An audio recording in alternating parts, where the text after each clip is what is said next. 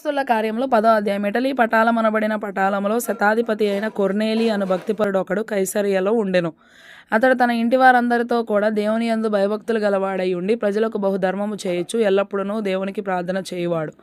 పగలు ఇంచుమించు 3 గంటల వేళ దేవుని దూత అతని యొద్దకు వచ్చి కొర్నేలి అని పిలుచుట దర్శనమందు తేటగా అతనికి కనబడెను.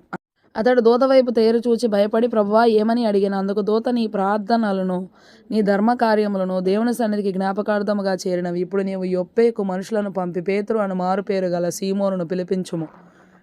అతడు సముద్రపు ధరనున్న సీమోనను ఒక చర్మకారుని ఇంట దిగియున్నాడని అతనితో చెప్పాను. అతనితో మాట్లాడిన దూత వెళ్ళిన పిమ్మట అతడు తన ఇంటి పనివారిలో 2 తన యొద్ద ఎల్లప్పుడూ కనిపెట్టుకుని ఉండు వారిలో భక్తిపరుడకు ఒక సైనికుని పిలిచి వారికి ఈ సంగతులన్నీ వివరించి వారిని యొప్పేకు పంపెను. మరునాడు వారు ప్రయాణమైపోయి పట్టణమునకు సమీపించినప్పుడు పగలు ఇంచుమించు 12 గంటలకు పేతురు ప్రార్థన చేయుటకు మిద్దె మీదికెక్కెను.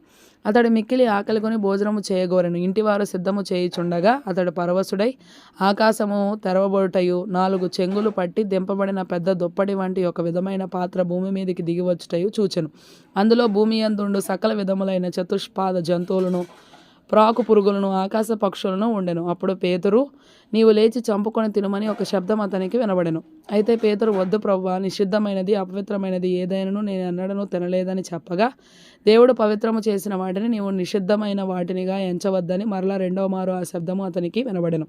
ఇలాగ 3 మారు జరిగెను. వెంటనే ఆ పాత్ర ఆకాశమునకు ఎత్తబడెను. పేతురు తనకు కలిగిన దర్శనం ఏమై ఉండునో అని తనలో తనకు ఎటు తోచకయుండగా కొర్నేలి పంపిన మనుషులు సీమోను ఇల్లు ఏదని విచారించి తెలుసుకొని వాకిట నిలిచి ఇంటి వారిని పిలిచి, పేతురు అను మారు పేరు గల సీమోను ఇక్కడ దిగియున్నాడా అని అడిగిరి. పేతురు ఆ దర్శనమును గూర్చి యోచించుచుండగా ఆత్మ, ఇదిగో 3 మనుషులు నిన్ను వెదకుచున్నారు. నీవు లేచి క్రిందికి దిగి సందేహింపగా వారితో కూడా వెళ్ళుము. నేను వారిని పంపియున్నానని అతనితో చెప్పాను. పేతురు ఆ మనుషుల యొద్దకు దిగివచ్చి, ఇదిగో మీరు వెదకువాడను నేనే, మీరు వచ్చిన కారణమేమని అడిగాను.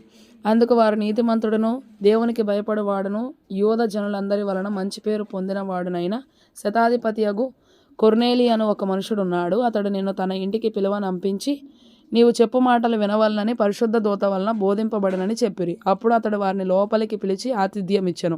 మరునాడు అతడు లేచి వారితో కూడా బయలుదేరెను. యొప్పే వారైన కొందరు సహోదరులను వారితో కూడా వెళ్ళిరి.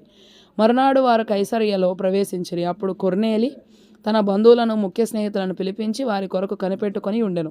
పేతురు లోపలికి రాగా కొర్నేలి అతనిని ఎదుర్కొని అతని పాదముల మీద పడి నమస్కారము చేసెను. అందుకు పేతురు, నీవు లేచి నిలువుము, నేను కూడా నరుడనే అని చెప్పి అతని లేవనెత్తి అతనితో మాట్లాడుచు లోపలికి వచ్చి అనేకులు కూడి ఉండుట చూచెను. అప్పుడు అతడు అన్యజాతి వానితో సహవాసము చేయుట అయినను అట్టి వారిని ముట్టుకొనుట అయినను యూదునికి ధర్మము కాదని మీకు తెలియను. అయితే ఏ మనుషుడును నిషేధింపదగిన వాడని అయినను అపవిత్రుడని అయినను చెప్పకూడదని దేవుడు నాకు చూపించి ఉన్నాడు. కాబట్టి నన్ను పిలిచినప్పుడు అడ్డమేమీ చెప్పక వచ్చితిని గనుక ఎందు నిమిత్తము నన్ను పిలువనంపితురో దానిని గూర్చి అడుగుచున్నానని వారితో చెప్పెను.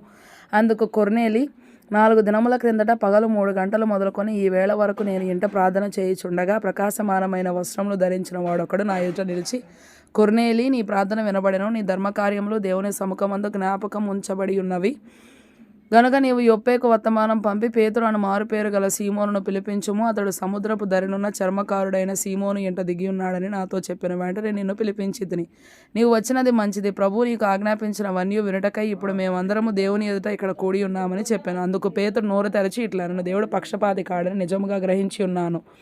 ప్రతి జనములోనూ ఆయనకు భయపడి నీతిగా నడుచుకుని వారిని ఆయన అంగీకరించును. యేసుక్రీస్తు అందరికీ ప్రభు. ఆయన ద్వారా దేవుడు సమాధానకరమైన సువార్తను ప్రకటించి ఇశ్రాయేలీలకు పంపిన వర్తమానం మీరు ఎరుగుదురు. యోహాను బాప్తిస్మము ప్రకటించిన తరువాత గలిలయ మొదలుకొని యూదయ యందంతటా ప్రసిద్ధమైన సంగతి మీకు తెలియను. అదేదనగా దేవుడు నజరేయుడైన యేసును పరిశుద్ధాత్మతోనూ శక్తితోనూ అభిషేకించనన్నది. దేవుడు ఆయనకు తోడై ఉండెను కనుక ఆయన మేలు చేయుచు అపవాది చేత అనగా సాతాను చే పీడింపబడిన వారిని అందరినీ స్వస్థపరచుచు సంచరించుచుండెను. ఆయన యూదుల దేశమందును యెరూషలేమునందును చేసిన వాటికన్నిటికీ మేము సాక్షులము.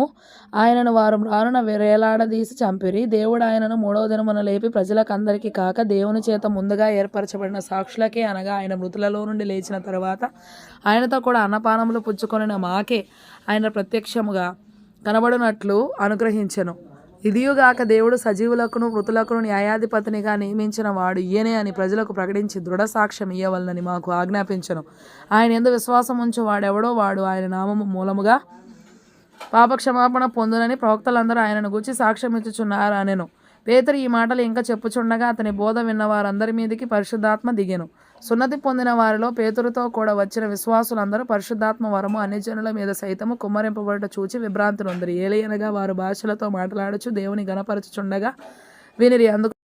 అందుకు పేతురు, మనవలే పరిశుద్ధాత్మను పొందిన వీరు బాప్తిస్మం పొందకుండా ఎవడైనను నీళ్లకు ఆటంకము చేయగలడా అని చెప్పి యేసుక్రీస్తు నామమందు వారు బాప్తిస్మం పొందవలనని ఆజ్ఞాపించిన తరువాత కొన్ని దినములు తమ యొద్ద ఉండుమని వారు అతని వేడుకొనిరి.